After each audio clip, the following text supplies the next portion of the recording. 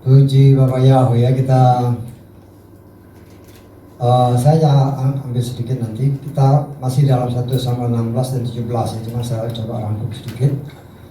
Kita tahu, kita sudah singgung minggu lalu bahwa Saul karena kecewa dia justru menjauh dari Tuhan. Ya. Dan ini pun bukan suatu hal yang yang tidak lumrah ya. Tetapi itu bisa terjadi kepada kita juga yang hidup sekarang. Mungkin karena kecewa, karena marah, ya, karena ditegur firman, terus nggak mau datang, ya bisa aja kan. Dan di sini kita lihat hal itu terjadi pada Saul, dan itulah sesuatu yang salah. Ya, kita harus sadar bahwa firman Tuhan itu berkata bahwa dia lebih tajam daripada pedang bermata dua. Dia menusuk sangat dalam. Dia memisahkan roh, jiwa, sendi dan sumsum. Berbicara sendi dan sumsum, berbicara tubuh. Ya, artinya dia membersihkan roh, jiwa dan tubuh kita dari segala sesuatu yang bukan dari Tuhan. Ya. Sehingga yang saya ingatkan atau firman Tuhan ingatkan, kalau kita ditegur sama firman jangan marah. Ya.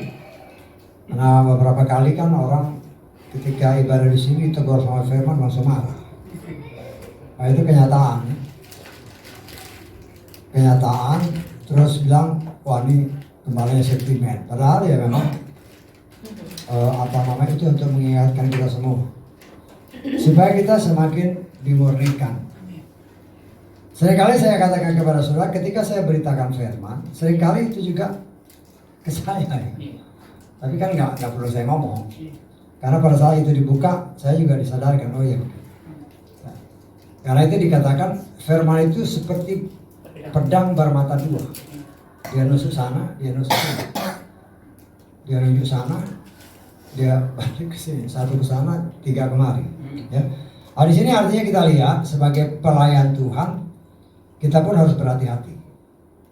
Pelayan Tuhan bukan berarti harus berdiri di mimbar ini ya. Kalau saudara berkesempatan melayani orang, hati-hati dengan kata-katamu, hati-hati dengan sikap. Ya. Karena kata-kata dan sikap itu juga bisa kalau kita salah, nah itu bisa bahaya. Ya. Sehingga saya pernah mengajarkan kalau kita melayani orang, kalau laki-laki sama laki-laki ya boleh aja face to face. Tapi kalau dia berlawanan jenis, sebaiknya berdua dilayani. Ya. Atau kalau memang tidak bisa, jangan straight begini, bikin siku gini. Pokoknya saya laki-laki, ini perempuan, saya nggak berusaha mendapatkan diri tidak langsung di depan dia, agak miring. Ya, itu isi hanya sebagai praktek untuk melayani. Untuk kadang-kadang kalau kita gini, perempuan juga kadang-kadang agak kikuk kan. Nah, kita juga harus melihat hal ini. Jadi dalam bersikap, dalam menyampaikan firman kita harus hati. Jangan memperkatakan yang tidak tertulis. Berani kita memperkatakan tidak tertulis, kita jatuh. Kita jatuh. Ya. Tapi kalau kita memperkatakan ada tertulis, ya itu memang firmannya. Ya, biar firman itu yang bekerja. Ya. Saya menghindari kata-kata kadang-kadang ada orang ya, pemberita-pemberita, pelayan-pelayan Tuhan, pelayan ya, saya lebih baik disebut pelayan. Jangan bilang hamba lah. Karena kan di dalam Yohanes 15 katakan kamu bukan lagi hamba. Sebenarnya kita adalah pengantin Hamasiah. Tetapi sebagai pengantin, ya, karena kita tetap melayani. Maka lebih baik kita sebut pelayan Tuhan. Kita melayani Tuhan. Ya. Nah, kadang kan di dalam kita melayani kalau kita tidak hati-hati, seperti yang saya katakan tadi, ada orang yang bilang ada tertulis, ada yang tersirat. Itu jangan bilang tersirat ya. Bilang aja kau tafsirkan. Karena tersirat itu enggak ada, firmannya enggak ada. Karena ada orang yang ngajarkan ini tertulis, tapi ada yang tersirat. Loh, tersirat itu kan kau yang tafsir. Jangan bilang tersirat, bilang aja kau tafsir. Tersirat itu seolah-olah menyatakan bahwa kau benar, nggak bisa begitu. Nah, jadi dalam kita melayani hindari hal-hal yang tidak tertulis. Ya, kalau itu tidak tertulis saya bilang ya saya sih nafsirnya begini. Kalau tafsirkan bisa benar bisa salah, atau separuh benar atau bahkan mungkin bisa salah. Ya, tapi kalau itu ada jadi kalau menafsirkan sesuatu harus ada firmannya. Tapi kan firman ini kita tafsirkan belum tentu 100% benar. Ya. Jadi ya kita harus lihat di sini berusahalah di dalam melayani orang jangan sampai mengeluarkan kata-kata yang di luar firman. Ya. Nah, di sini kita melihat ya, kalau kita mau hidup dan berjalan dalam firman, Tuhan yang ngatur. Saul gagal di sini. Karena dia merasa sama seperti si Salomo tadi kan. Salomo itu termasuk raja nomor 1, hikmatnya luar biasa kan, tidak tertandingi. Tuhan kasih, blok. Orang yang seperti itu aja bisa jatuh. Luar biasa. Luar biasanya apa? Orang yang seperti itu aja masih bisa ketipu sama setan. Tapi saya nggak heran. Karena apa? Hawa itu kan waktu jatuh sama setan kan belum berdosa. Dia masih suci. Tapi bisa ketipu. Ya, karena itu kita harus sangat berhati-hati. Makanya saya bilang kalau melayani orang jangan bilang tersirat. Tertulis atau kau tafsirkan. Tapi berusaha menghindari apa yang ditafsirkan. Karena ada orang kan bertanya kan, ini gimana menurut pendapat Bapak? Jadi kita harus minta hikmat Tuhan, tetap berkomunikasi dengan Tuhan. Ketika kita melayani, ketika engkau berbicara ada orang yang nanya, itu umpamanya saya pribadi, kalau ditanya orang saya langsung kontak Roh Kudus tolong, saya berdoa dalam hati. Roh Kudus tolong, sehingga apa yang saya jawab itu tidak melenceng keluar dari firman. Karena kalau keluar dari firman kau kalah. Pasti kalah. Dan itulah celah yang diharapkan oleh setan untuk menjatuhkan umat Tuhan. Ya. Nah, di sini kita lihat ketika Tuhan sudah menetapkan Daud engkau jadi raja.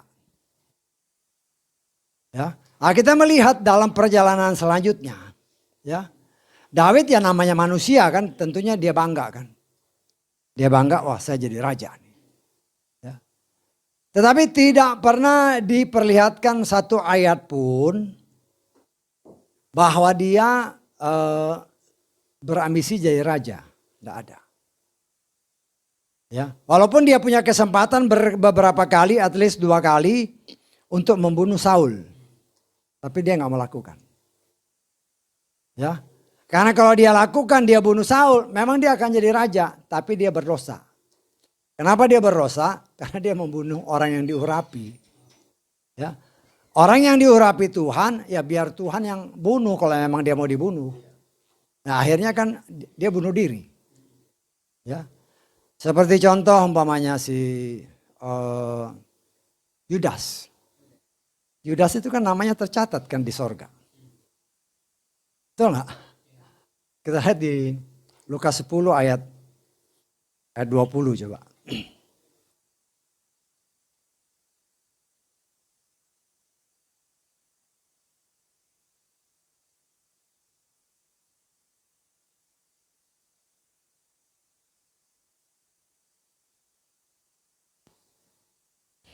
Kita baca mulai ayat 17 dulu deh. Ke-70 orang itu kembali dengan sukacita sambil berkata, Tuhan, bahkan roh-roh jahat pun tunduk kepada kami dalam namamu. Dan dia berkata kepada mereka, aku melihat setan jatuh dari langit seperti kilat. Lihatlah, Aku memberikan kepadamu otoritas untuk menjejakkan kaki di atas ular dan kalajengking. Dan atas segala kuasa musuh. Dan bahkan tidak ada sesuatu pun yang dapat melukai kamu. Akan tetapi, Yesua bilang nih. Jangan bersukacita karena roh-roh itu tunduk kepadamu. Tetapi lebih bersukacitalah karena apa? Namamu tertulis di sorga. Ya, jadi kita bisa menafsirkan Yudas ada di sana. Ya, namanya tertulis. Artinya dia memang sudah dapat pengurapan yang luar biasa. Tetapi karena dia tidak setia kepada Tuhan, ya, Tuhanlah yang beracara membunuh dia dengan cara dia bunuh diri. Ya. Artinya di sini kita belajar ya, karakter Daud walaupun dia sudah dijanjikan oleh Tuhan, ya, dia tetap setia dalam jalannya Tuhan. Ya. Dia tidak mau melangkahi atau mendahului rencana Tuhan. Dia tuh gembala kambing loh. Bagaimana mungkin seorang gembala kambing atau gembala domba bisa jadi raja? Itu nggak bisa masuk akal. Nggak bisa. Tetapi kan Tuhan punya cara. Ya. Tuhan punya cara. Dia punya keahlian main musik. Ya. Tanpa dia sadari, ketika dia menggembalakan domba, dia sudah dilatih oleh Tuhan dengan cara Tuhan. Karena Tuhan, ya Tuhan kita itu adalah Alef dan Tau, Alfa dan Omega. Dia sudah ada sekarang, dia sudah ada nanti. Ya, saya percaya, saya mengatakan begini kenapa? Waktu itu ada setelah manusia jatuh dalam dosa kan. Sebelum manusia jatuh dalam dosa, kan umurnya Adam kita nggak tahu kan. Yang tercatat kan 930 tahun. Nah kita kan sudah pernah main hitung-hitungan kan. Umur Adam itu kan. Dia diciptakan hari ke-6. Hari ke-7 istirahat, itu udah 1000 tahun. Ya 1000 tahun lebih malah ya. Pokoknya dia diciptakan hari ke-6, jam keberapa kita nggak tahu. Hari ke-7 Tuhan istirahat. Hari ke-7 udah 1000 tahun. Udah 1000 lebih udah. Ya. Nah, kita sudah belajar ya. Kita sudah belajar perkiraan umur si siapa? Ya Adam kan. Ada Pak Luki sama Ibu Lingga kan. Ini perkiraan ya. Ini tafsiran. Ya. Tafsiran. Kita menafsir berapa umurnya si Adam. Ya, saya ulangi sedikit ya, jemaat saya pikir nggak keberatan lah. Karena Pak Luki mungkin belum pernah dengar. Saya katakan bukan berarti belum dengar ya. Mungkin ya versi kita kan beda-beda. Ya, versi kita beda dengan versi orang lain. Dalam Keluaran 12 kita baca ayat ke-3. Berbicaralah kepada seluruh jemaat Israel dengan mengatakan, pada hari ke-10 dalam bulan ini. Bulan ini bulan pertama ya. Setiap suami harus mengambil seekor kambing domba bagi mereka menurut keluarga leluhur. Seekor kambing domba untuk setiap keluarga. Pada hari ke-10. Ingat itu. Domba ini domba apa? Domba Paskah. Yesua adalah domba Paskah. Ya. Jadi sudah ditetapkan. Ingat. Ketika Hawa dan Adam jatuh dalam dosa, dikatakan keturunanmu akan memukul kepala si ular akan memagut kakinya, tupitnya ya. Kemudian di dalam kita lengkap ayat ke-5, 5 dan 6 ya. Haruslah itu seekor kambing domba yang sempurna, jantan berumur setahun. Haruslah kamu mengambil dari antara anak domba atau dari antara kambing-kambing milikmu. Perhatikan ayat ini. Haruslah dia menjadi seperti simpanan bagi kamu sampai hari ke-14. Penafsirannya, ya jemaat sudah dengar Pak Luki dan ini penafsiran kita begini. Ini tafsiran. Hari ke-10. Kan dikatakan ayat kedua, pada hari ke-10 anak domba diambil, domba Paskah. Kita percaya domba Paskah ini Yesua. Manusia diciptakan hari ke-6, hari ke-7 istirahat, hari ke-8 nggak tahu, hari ke-9 nggak tahu, hari ke-10 domba Paskah ditentukan. Keturunanmu akan memagut tumit. Ditafsirkan pada hari ke-10 inilah jatuhnya manusia. Paham ya? Jadi kalau di hari ke-10 kan dia diciptakan hari ke-6, 7, ke-8, 9, 10. Berarti udah 5.000 tahun. Setelah dia jatuh dalam dosa baru dihitung umurnya 930. Ya kan? Terus dikatakan di sini kita tafsirkan dia jatuh ke dalam dosa hari ke-10. Tapi disimpan sampai hari ke-14. 1 hari buat Tuhan 1.000 tahun. Ya. Dari Adam sampai Avram 2.000 tahun. Dari Avram sampai Yesua 2.000 tahun. Jadi dari Adam sampai Yesua 4.000 tahun 4 hari. Tadi kan hari ke-10 itu dia jatuh.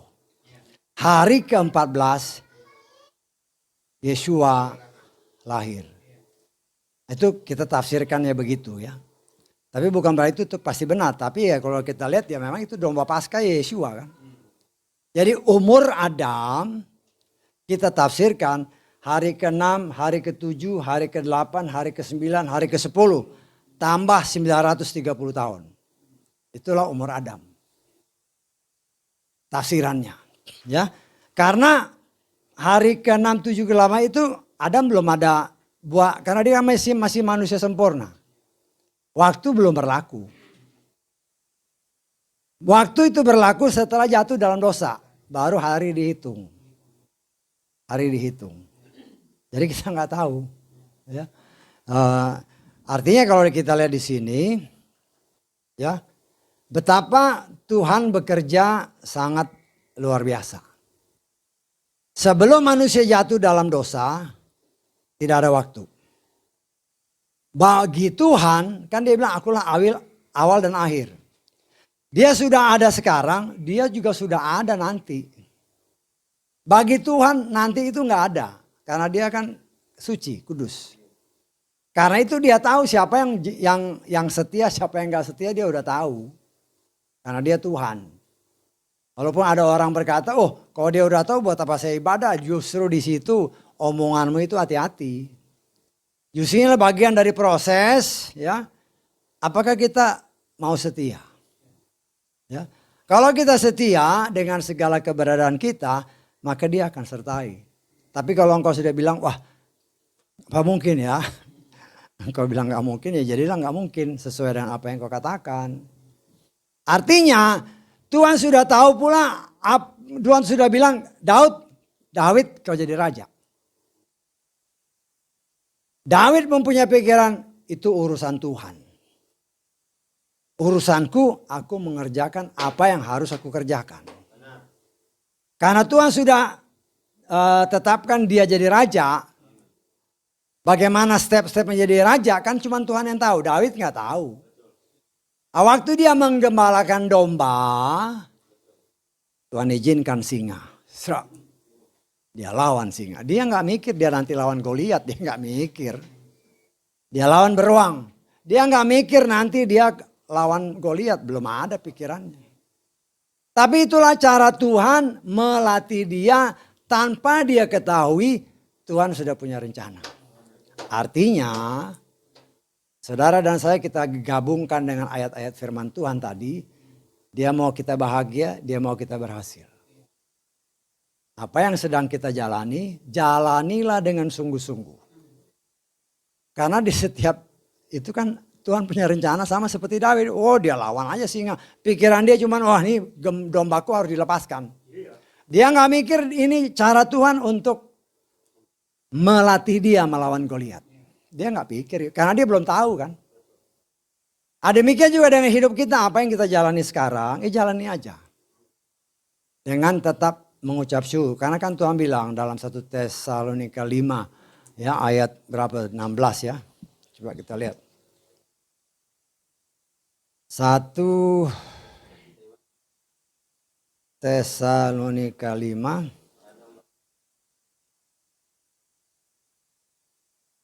ayat 16 ya. Bersukacitalah senantiasa. Senantiasa ini artinya tidak pandang situasi kondisi. Pandang. Nah, kalau kita hubungkan dengan khotbah tadi, antara bersukacita dan keberhasilan, orang yang berhasil umumnya hatinya dalam keadaan sukacita. Betul nggak? Kalau dia nggak sukacita, pekerjaan yang gampang sekalipun bisa gagal. Bisa gagal. Tapi kalau dia penuh sukacita, penuh semangat kan. Jadi pekerjaan yang berat sekalipun dia nggak rasa berat. Nggak rasa berat. Senang aja. Nah, dulu saya kan dulu orang laut ya, kerja di laut kan. Kerjaan kita memang berat ya, bongkar turbin segala macam. Ya, bongkar segala macam ya karena sukacita, ada pengetahuan-pengetahuan yang kita bisa ini. Itu pekerjaan hampir 24 jam, 3 kali 24 jam ya, istirahat mungkin 2-3 jam lah. Ya, kita sukacita aja. Nah ini sukacita kerjaannya berhasil, karena sukacita terus pekerjaan berhasil kan tambah sukacita lagi. Ya. Artinya apa yang kita jalani sekarang, ya, walaupun secara manusia mungkin sulit, mungkin susah. Tetapi ketika engkau berkat Tuhan, berdoalah senantiasa. Tuhan, katakan Tuhan terima kasih untuk apa yang kau izinkan terjadi. Ketika engkau mengucapkan terima kasih, berarti engkau bersyukur. Kan firman Tuhan lanjutan dari ayat, bersukacitalah senantiasa, mengucap syukurlah senantiasa. Ketika kita bersukacita, ketika mengucap syukur, maka artinya kita melakukan kehendak Tuhan. Ketika kita melakukan kehendak Tuhan, tangan Tuhan menolong. Tapi kalau udah belum apa-apa udah ngeluh, aduh. Ya gagal. Karena saya pernah ngalami, karena merasa udah hebat, pekerjaan yang sepele kita anggap enteng. Justru pekerjaan yang enteng kita anggap enteng, gagal malah. Setelah gagal baru ingat. Nah ini kadang-kadang manusia kan gitu. Setelah gagal baru ingat Tuhan, baru tunduk kepala Tuhan ampuni. Ya, nah itulah manusia. Kadang-kadang karena kita sudah merasa hebat, ya, merasa ya kayak Salomo itulah. Merasa hebat, merasa pintar, merasa jagoan, merasa nggak ada yang bisa mengalahin dia, timbul kesombongan. Kadang-kadang kan orang sombong itu dia nggak rasa kalau dia sombong. Ya kan, betul nggak? Nah, tapi kan Tuhan lihat, sombong dicentil dikit, cetek. Kenapa dicentil? Supaya kita sadar. Jangan sombong. Kenapa? Karena Tuhan benci orang sombong. Nah, kita melihat di sini, Daud ya, setia dalam pekerjaan. Dia tidak menyangka ketika dia nyanyi memuji Tuhan, ada orang yang ngintip. Hebat mainnya nih. Ya, hebat orang ini. Akhirnya direkomendasikan. Ya, direkomendasikan sama orang. Pakai ini orang. Ya. Saya kalau ada teman nyari orang gitu kan. Saya bilang ini orang bagus pakai aja. Karena kita kenal kan pakai aja. Oh dipakai ditarik. Nah begitu juga dengan pelayannya si Saul. Dia lihat wah nih bagus sih. Daud ini pintar main musik. Artinya ketika dia main musik, dia main dengan sungguh-sungguh. Bukan asal jereng.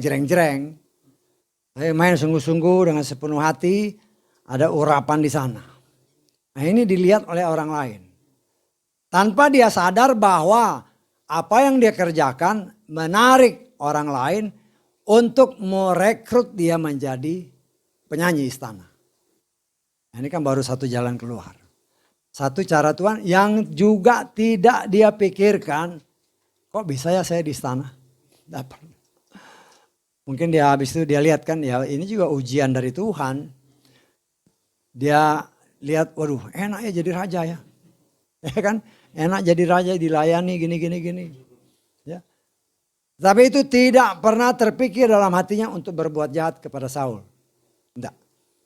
Ya. Kalau kita kan manusia umumnya udah duduk, wah ini Tuhan kan sudah janji, berarti ini mungkin kesempatan. Ya. Nah, tapi itu tidak ada dalam pikiran si Daud. Dia bekerja apa yang seharusnya dia kerjakan dengan sungguh-sungguh. Melalui cara dia menyanyi. Ya, menarik perhatian orang lain. Karena ini sudah Tuhan tentukan. Ya, sama seperti si Rehabiam anaknya Salomo tadi. Tuhan bilang, oke Salomo, aku tidak akan hancurkan pada zamanmu tapi pada zaman anakmu. Ini harus dia genapi. Karena dia berfirman kan. Nah, dia hancurin dengan cara dia. Ya, dengan cara si Rehabiam ini tidak mau mengabulkan permintaan rakyat, akhirnya rakyat bubar. Nah, kita melihat di sini karakter si Daud luar biasa. Ya.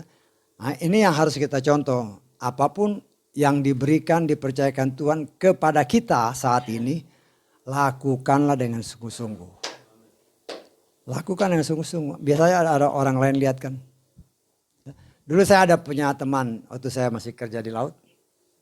Anak ini masih muda. Dia electrician. Terus ada orang warga negara Amerika. Dia orang India tapi warga negara Amerika.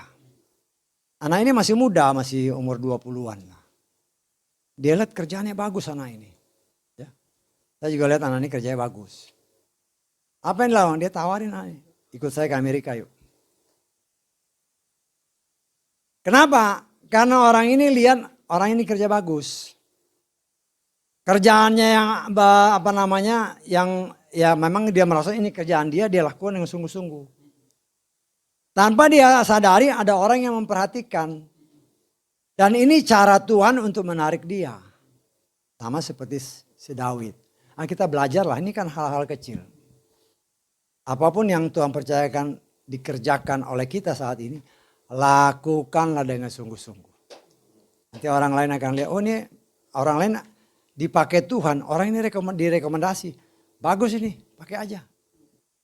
Tapi kalau dia malas, ya sudah. Ingat ya, orang jahat masih bisa dipakai Tuhan. Ya, tapi kalau orang malas, Tuhan gak mau pakai. Malas gimana? Orang bodoh masih bisa diajarin. Tapi kalau malas, orang dikasih kerjaan, kerja. Oke Pak kerja, wah rajin. Begitu orangnya pergi, tidur dia. Tidur. Ya bagaimana? Bagaimana bisa direkomendasikan? Gak bisa. Nah kita sebagai anak-anak Tuhan belajarlah dari hal-hal yang kecil ya. Anak-anak muda kan banyak ya. Anak-anak muda. Saya juga pernah muda kan. Jadi saya juga pernah punya cita-cita. Oh begini. Nah, harus terarah. Untuk bisa mencapai ini saya harus punya keahlian ini. Ya. Kan harus punya keahlian. Kalau nggak punya keahlian gimana? Kesaksian pribadi ya. Ini udah jam 12 soalnya. Anak saya Ruth ini kan. Waktu saya masih kerja di Arko,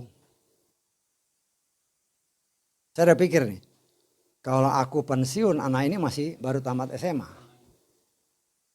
Wah gimana nih, tamat SMA gimana selanjutnya kan? Ya udah, tapi ya kerja aja biasa. Cara Tuhan mengatur berkat buat saya luar biasa. Ini kesaksian ya. Tiba-tiba perusahaan ini mau dijual ke perusahaan lain. Sehingga ditawarinlah kepada semua karyawan pensiun dini.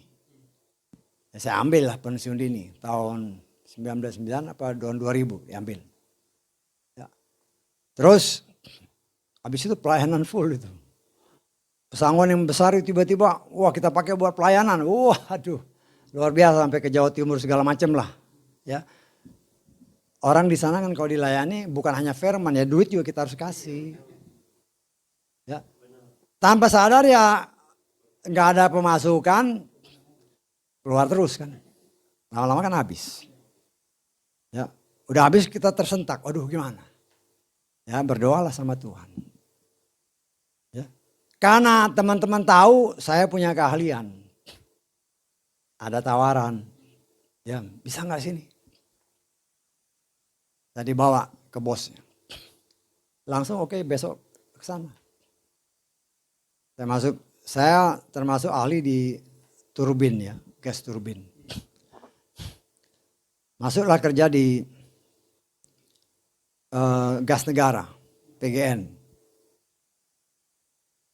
Di PGN waktu itu di daerah Jambi. Ya. Jambi sana. Di PGN terus masuk ke perusahaan minyak yang lain. Ya.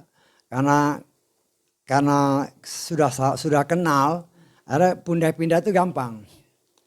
Masuklah ke Petrocina, tapi tetap di Jambi. Setelah 2 tahun kali ya, sekitar 2-3 tahun lah.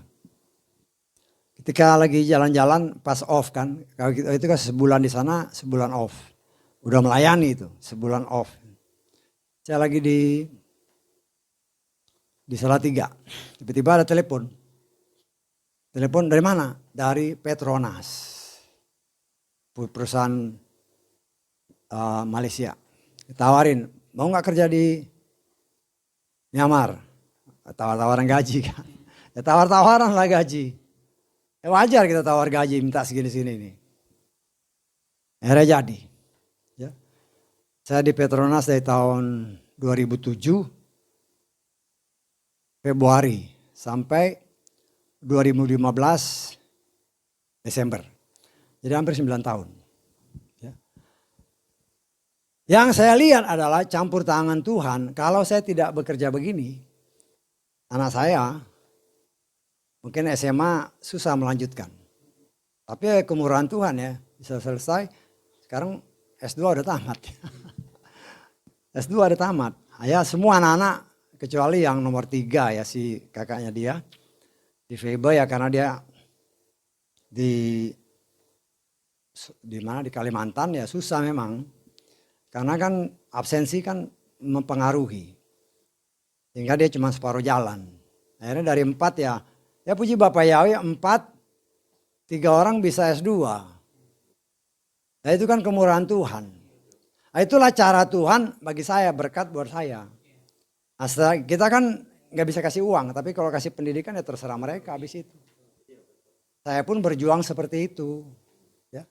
Dan itu karena kemurahan Tuhan kita mau setia kepada pekerjaan, bekerja dengan sungguh-sungguh, orang lain lihat.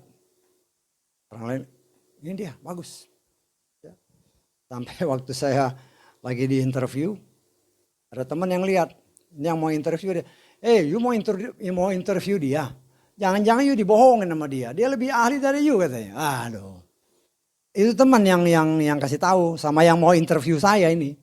Orang ini mau interview saya, temannya bilang, "Kamu mau interview dia nih?" "Iya." "Dia tuh lebih ahli dari kamu, mau diinterview gimana? Nggak bisa." Nah, itu kenapa? Karena kita menekuni pekerjaan kita. Ya, teori dan praktek, ya. Walaupun kita sudah ahli, ya tetap baca buku. Karena ada hal-hal yang kecil-kecil yang kadang-kadang kita nggak tahu. Kita pelajari, oh bisa. Nah ini anak-anak muda ya. Ya saya, si Moses. Ya. Apa yang sekarang ini? Mungkin bahasa. Bahasa Cina, bahasa Korea, bahasa Inggris. Tapi itu kan tergantung mereka. Tergantung mereka. Kalau mau, sama seperti Daud. Tekuni apa yang diberikan Tuhan saat ini. Dan itu tanpa kita tahu bagian dari jalan untuk kita berhasil. Tapi kalau kita malas, firman Tuhan tidak pernah memakai orang malas. Tidak ada ayatnya. Nah, jadi ya kita harus rajin, ya.